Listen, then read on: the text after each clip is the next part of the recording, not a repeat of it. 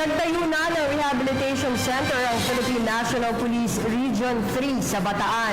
Ito ay dahil sa patuloy na pagdami ng bilang ng mga drug user at pusher na nagbobolontaryong sumuko. Si Waywaya Makalma sa detalye.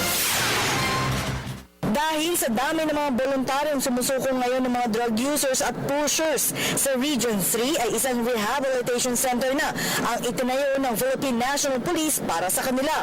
Katunayan, umaabot na sa 3,600 ang mga sumusuko sa kanila dahil sa Oplan Tukhang.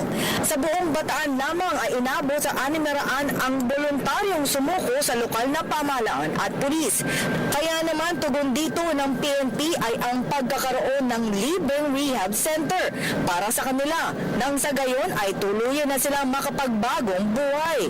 Mismo si PNP Chief pa ang nagpasinaya ng Bahay Pag-asa May Bataan na kung saan ang lugar ay abandonadong gusali na ng PNP.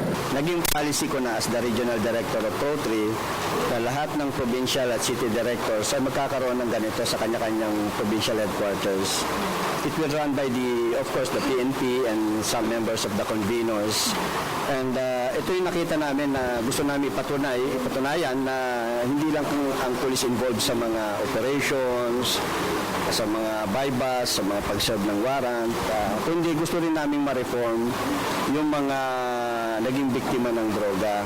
Para kay PNP Chief Ronald De La Rosa, isang patunay lang ito na maganda ang resulta kapag ang lahat ay nagtutulungan na maging maayos ang isang komunidad. Ibig sabihin po, talagang tumalab sa kanila yung ating kampanya.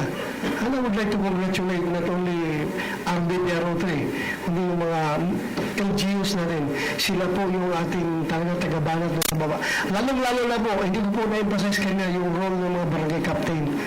Kasi sabi ni Presidente, yung ating administration, ang pinaka-cutting edge natin dito is yung barangay captain. Sila talaga may alam. Hindi ako naniniwala na itong mayroong barangay captain dyan na blind sa drug problem ng kanyang barangay. Para sa Telebisyon ng Bayan, ako si Waywaya Makalma.